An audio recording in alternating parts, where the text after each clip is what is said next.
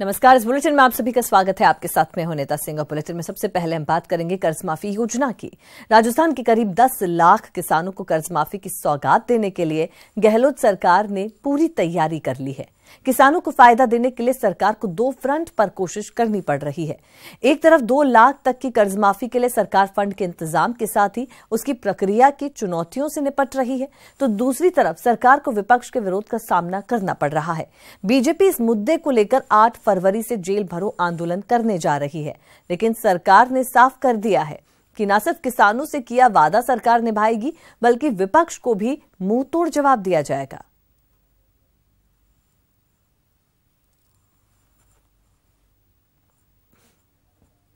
बातें कल से हमारे तमाम जो मंत्रिमंडल साथी हैं वो जाएंगे जिलों के अंदर और एक उसका शुभारंभ करेंगे। उसके बाद लगातार कैंप बढ़ते जाएंगे जीएसटी लेवल पर। और तमाम जो हमने वादे किए थे कोऑपरेटिव बैंक्स के और भूमि विकास बैंक के, फर्स्ट फेज में वो सब तमाम कर्जे माफ़ होंगे। और उसके बाद में जो कॉमर्शियल बैंक हैं और ग्रामीण बैंक हैं, उनके साथ में हमारे अधिकारियों की बातचीत चल रही है, क्योंकि कोई व्यापारी या कोई इंडस्ट्रियलिस्ट का जब एनपीए होता है तब भी बैंक वाले और संबंधित पार्टी बैठ के बात करती है कि कितना हम लोग ब्याज कम करें, कैसे मूल चुकाने की किस्तें करें। जो भी करना होगा वो कॉमर्शियल बैंकों के साथ बातचीत करने बाद फैसला होगा। 2 लाख तक का हमने वादा किया है जिनके एनपीए हो गए उनके लिए।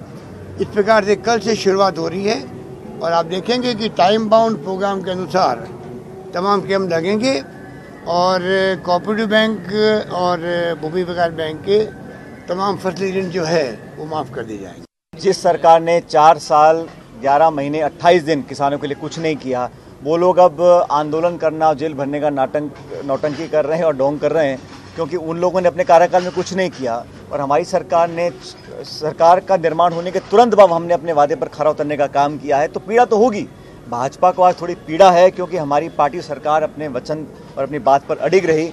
लेकिन जनता सब जानती है, किसान की हर प्रकार से मदद कर रहे हैं। और जैसे राहुल गांधी जी ने कहा, ऋण माफ़ी मात्र एक पहला कदम है। इसके अलावा हमें नाना प्रकार की और योजनाएं बनानी पड़ेंगी, ताकि जो कृषि और किसान संबंधित समस्या है उसका दूरगामी और हमेशा के लिए निराकरण हमारी सरकार करेगी। इस पर भी हम प्रतिबद्ध हैं। किसान कर्ज माफी और बेरोजगारी भत्ते के मामले में केंद्रीय मंत्री राज्यवर्धन सिंह राठौड़ ने कांग्रेस सरकार पर निशाना साधा। राठौड़ ने कहा कि कांग्रेस सरकार के दोनों ही वादे अभी तक पूरे नहीं हो पाए हैं। किसान और बेरोजगारों को इनके पूरे होने का इंतजार है। इसके अलावा उन्होंने कहा कि कांग्रेस ने जो खोखले वादे किए हैं उनकी हकीकत जल्द ही जनता के सामने आ जाएगी। एक तरीके से जो कांग्रेस के अध्यक्ष थे उन्होंने कहा था 1, 2, 10, वो 10 से अभी 1.5 महीना हो गया। ना तो जो ऋण माफ़ी होनी थी वो तय हुई, ना कैटेगराइजेशन हुई कि किन किसानों को, किन श्रेणियों के किसानों को ऋण माफ़ी होगी, उस पर कोई तय नहीं हुआ। वो तो एक तरफ, दूसरी तरफ जो 3,500 रुपये जो भत्ता देने का कहा था, उनने अपने मैनिफेस्टो में रखा था कि भत्ता दिया जाएगा जो बेरोजगार जो युवा हैं, उनको भी अभी 1.5 महीना हो गया, सब इंतज़ार में है। तो ये जो अनाउंसमेंट्स उन्होंने करे, जो खोखले अनाउंसमेंट्स करे, उनका सब एक्सपोज होंगे बहुत ही जल्द। और किस तरह से एक घोषणा वाली जो सरकार होती है और काम करने वाली जो सरकार होती है, उसमें फर्क बहुत जल्दी सबको नजर आ जाएगा। 2019 का महाभारत जीतने के लिए कांग्रेस अपने जिताऊ उम्मीदवारों की तलाश में जुटी है। पीसीसी में हुई बैठक में उम्मीदवार चयन का फैसला हाईकमान पर छोड़ने का प्रस्ताव पारित किया गया। प्रदेश चुनाव समिति के सभी सदस्य 25 लोकसभा सीटों पर अगले 3 दिन में पैनल तैयार करेंगे। इस पैनल पर स्क्रीनिंग कमेटी चर्चा करेगी। CM Ashok Gehlot, deputy CM Sachin Pilot और प्रदेश प्रभारी अविनाश पांडे चुनाव समिति के सदस्यों के पैनल पर चर्चा करेंगे और उसके बाद इस पैनल को हाईकमान के पास भेजा जाएगा।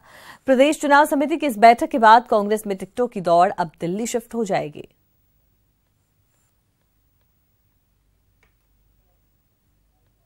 प्रदेश इलेक्शन कमेटी की आज पहली बैठक थी। एक बहुत ही महत्वपूर्ण बैठक थी जिसमें प्रदेश इलेक्शन कमेटी के सभी सम्मानीय सदस्यों ने भाग लिया एवं हमारी 25 जो लोकसभा की जो सीटें हैं उन निर्वाचन क्षेत्रों के लिए हमारी क्या निर्णायक वहाँ के उम्मीदवारों के बारे में आगे हमारी क्या उसमें रणनीति होगी और अनेक सुझाव उस विषय में प्रदेश कांग्रेस कमेटी को मिले हैं, जिसकी समीक्षा कर बहुत जल्दी ही ये जो हमारी स्क्रीनिंग कमेटी है उसको सौंप दिए जाएंगे। दोनों विषयों पर, अलग अलग विषयों पर ये सुझाव आए हैं। उम्मीदवारों को लेकर भी पिछले दिनों में विधानसभा में जो हमारा परफॉर्मेंस रहा है, उन क्षेत्रों के लिए हमारी रणनीति क्या होनी चाहिए, और साथ ही साथ पूरे प्रदेश के अंदर में जिस प्रकार से लोगों की आशाएं और अपेक्षाएं, कांग्रेस के प्रति लोगों का विश्वास बढ़ा है, उसके चलते हुए ज़्यादा से ज़्यादा जनसंपर्क हम किस प्रकार से कर सकते हैं, उसके लिए विभिन्न कार्यक्रमों के माध्यम से प्रदेश कांग्रेस कमेटी इन कार्यक्रमों की घोषणा जल्द से जल्द करेगी।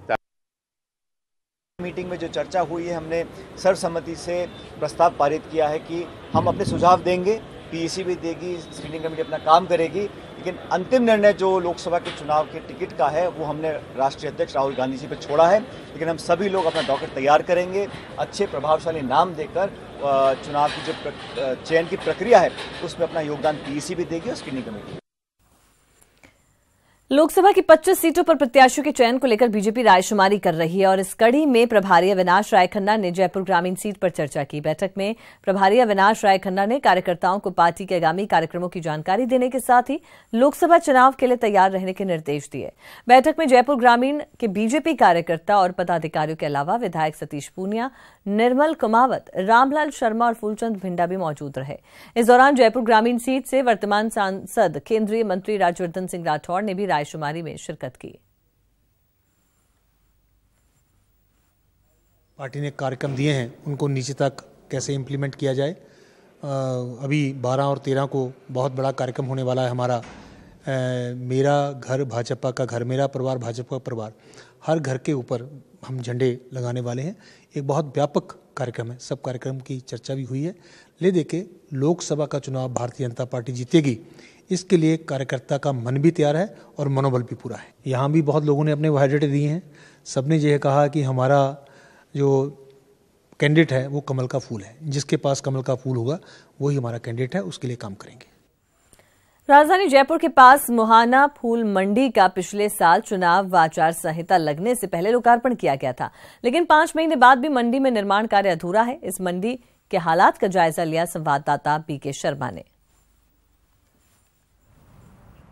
काम होना हो लेकिन नाम होना चाहिए। खासतौर से राजनेताओं को अपने नाम का कितना शौक होता है, इसका उदाहरण आप इस मुहाना स्थित पुष्प मंडी में देख सकते हैं। इसे 25 सितंबर को कृषि मंत्री प्रभुलाल सैनी ने इसका उद्घाटन किया है कि अभी भी यहाँ पर कितने हालात हैं, क्योंकि यहाँ फरवरी का महीना चल रहा है, सितंबर में इसका लोकार्पण हो चुका है और अभी यहाँ जिस तरह का काम बाकी है उससे लगता है यहाँ अभी कई महीनों तक काम होगा, तब जाके यहाँ पर ये मंडी व्यापार के लिए तैयार हो सकती है। यहाँ ना तो अभी सड़कें बनी हैं, ना ही पूरी तरह से दुकानें बनी हैं, ना ही यहाँ पर दूसरे बिजली या दूसरी तरह की जो सेवाएं होती हैं मंडी प्रांगण में व्यापार के लिए, वो इसके लिए तैयार है।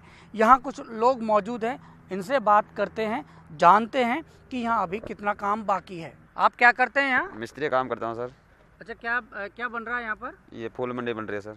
अच्छा, दुकानें बन रही हैं अभी? हाँ, दुकानें बन रही है। इनको बनने में कितना टाइम लगेगा अगर पूरा समय लगता है? अब ये लोग बाग बता रहे हैं कि कम से कम 6-7 महीने लग जाएंगे। 6-7 महीने और लग जाएंगे? हाँ जी। सरकारी काम है, और भी ज़्यादा टाइम लग सकता है? और भी लग सकता है सर, लेकिन लोग बाग बता रहे हैं कि मतलब 6-7 महीने तो लग ही जाएंगे।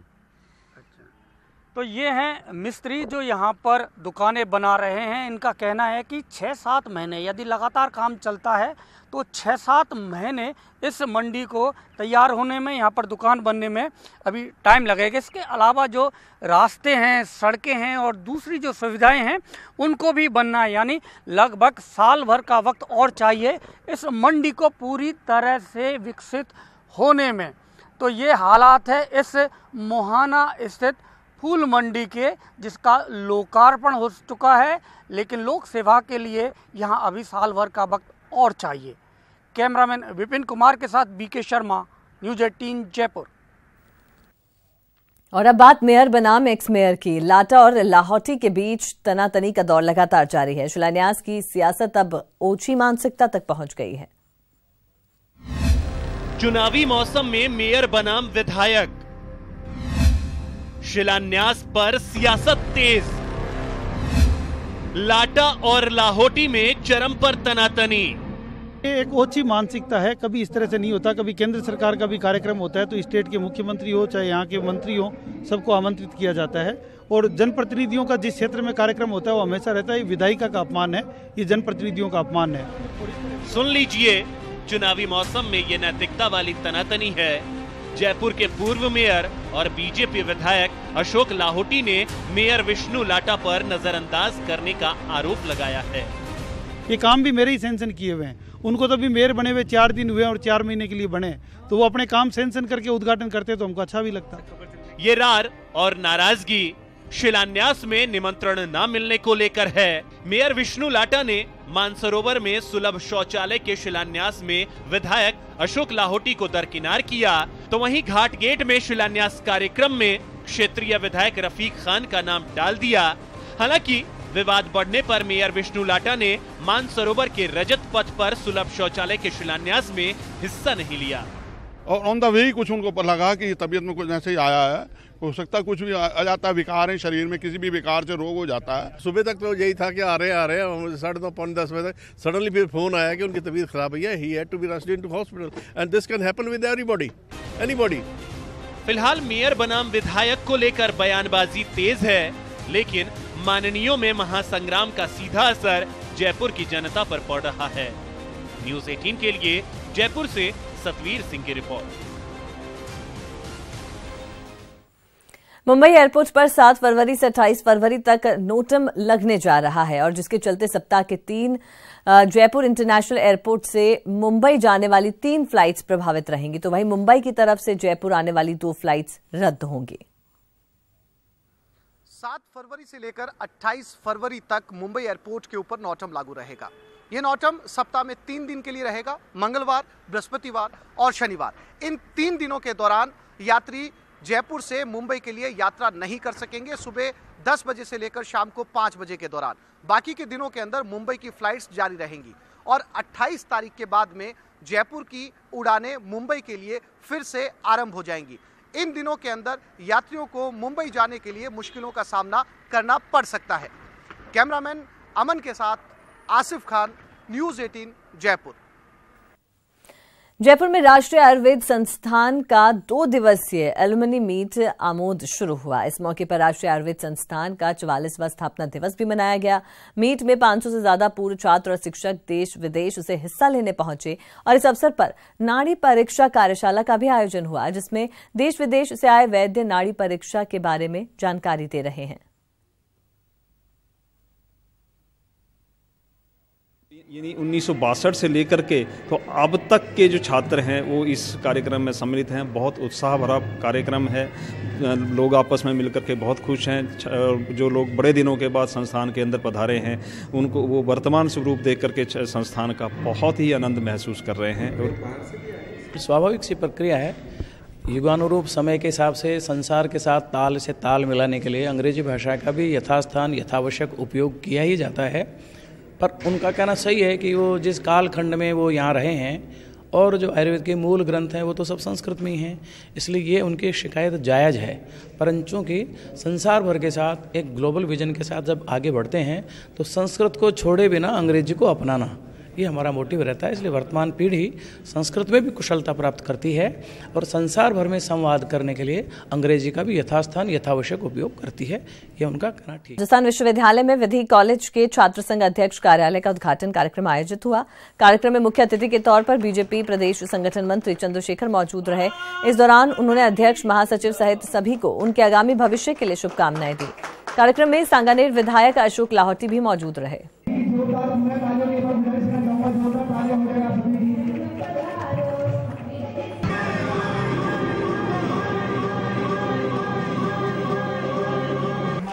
सचिव इन सब का कार्यालय और स्वाभाविक है जो छात्र संघ निर्माण होते हैं वो भविष्य के जो राजनीति के मूल्य है उसमें उनके द्वारा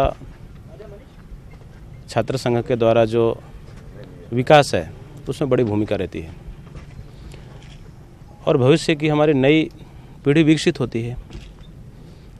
तो निश्चित रूप से राहुल गौतम जी, हमारे महासचिव प्रजापति जी, इन सबको मैं शुभकामना देता हूँ। ये एक महत्वपूर्ण स्टेप है। मैं ये समझता हूँ यदि छात्र संघों का काम यदि ठीक से चलता रहे तो समाज को एक दशा भी ठीक मिलती है। यही युवा पीढ़ी है जो हम कभी कहते थे कि भारत का भविष्य नहीं वर्तमान है। आज का ये नौजवान इस देश के भविष्य नहीं, इस देश का वर्तमान तय कर रहा है। इस देश में कैसी सरकारें बने, ये देश किस दिशा में आगे चले और ये इस देश को नरेंद्र मोदी जी जैसे मजबूत नेता मिले, इसका निर्णय भी ये युवा ही कर रहा है। जयपुर में शिक्षा मंत्री गोविंद सिंह डोटासरा ने राजीव गांधी करियर पोर्टल का लोकार्पण शिक्षा संकुल में किया। छात्रों को करियर में मदद करने के लिए ये पोर्टल यूनिसेफ की मदद से तैयार किया गया है।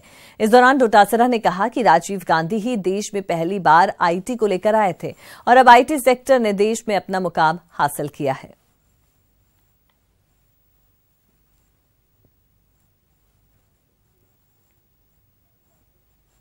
में ये जो यूनिसेफ के सहयोग से जो ये राजीव गांधी कैरियर जो गाइडेंस योजना आई है, मैं समझता हूँ राजीव गांधी जी का इसलिए हमने नाम इसमें दिया, सरकार ने निर्णय इसलिए लिया है कि राजीव गांधी जी भारत में सबसे पहले आईटी को लेकर के आए थे और उस आईटी के कारण से आज दुनिया में हमारा स्थान बहुत बड़ा और हमारे बच्चों को आज अमेरिका हो चाहे दूसरे कहीं भी कंट्री हो वहाँ पर बहुत प्रमुखता के साथ में उसको देखा जाता है और उनको बहुत वहाँ जॉब की ऑफर मिलती हैं और उन्होंने हमारे देश का नाम भी रोशन किया। चूरू में छात्रा से दुष्कर्म की घटना की शिक्षा मंत्री गोविंद सिंह डोटासरा ने निंदा की है। डोटासरा ने कहा कि स्कूलों में जा रही बच्चियों को सुरक्षित महसूस करवाना उनका दायित्व है और वो ऐसा माहौल बनाने के लिए काम करेंगे। उन्होंने कहा कि छात्र और छात्राएं दोनों के समान अधिकार हैं और सुरक्षित माहौल देना सरकार का दायित्व है।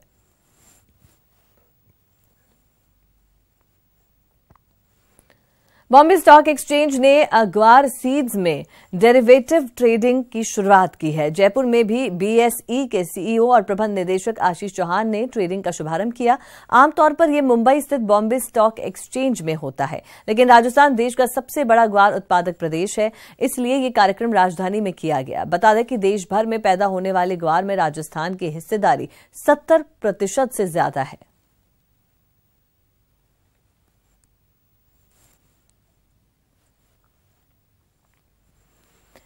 जयपुर में women of the future award के international chapter global representation of वोटफा की लॉन्चिंग सेरेमनी आयोजित हुई। Women of the future award की ब्रांड ओनर स्वीटी सोनी ने बताया कि विभिन्न क्षेत्रों में कार्य कर रही प्रवासी भारतीय महिलाओं को विशेष प्रतिनिधित्व देने के लिए ग्लोबल रिप्रेजेंटेशन ऑफ वोटफा की शुरुआत की गई। इसके अंतर्गत भारत के अलावा 3 अन्य देशों जर्मनी, यूनाइटेड किंगडम और हंगरी में इंटरनेशनल चैप्टर प्रारंभ किए गए हैं। वहीं राज्य महिला आयोग की पूर्व अध्यक्ष सुमन शर्मा ने बताया कि इस तरह के प्रयासों से देश में ही नहीं बल्कि पूरी दुनिया में महिला सशक्तिकरण को बढ़ावा मिलेगा।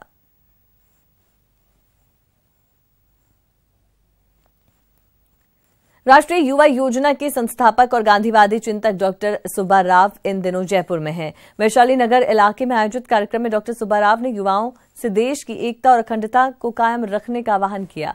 कार्यक्रम में कृषि मंत्री लालचंद कटारिया समेत कई नेता भी पहुंचे। इस दौरान कटारिया ने कहा कि डॉक्टर सुब्बा राव का जीवन अनुकरणीय है और भारत की एकता को बनाए रखने में उनका योगदान अतुलनीय है।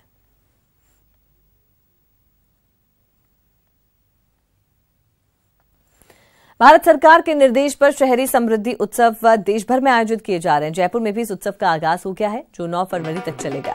उत्सव का शुभारंभ स्वायत्त शासन विभाग के निदेशक पवन अरोड़ा ने किया। अरोड़ा ने बताया कि इस उत्सव के तहत जॉब फेयर लगाया गया है, जिसमें 3 दिन में 1000 शहरी बेरोजगारों को रोजगार उपलब्ध करवाया जाएगा। उत्सव में स्ट्रीट फूड फेस्टिवल का भी आयोजन किया गया, जिसके माध्यम से 50 तरह के व्यंजनों के स्टॉल लगाए गए हैं।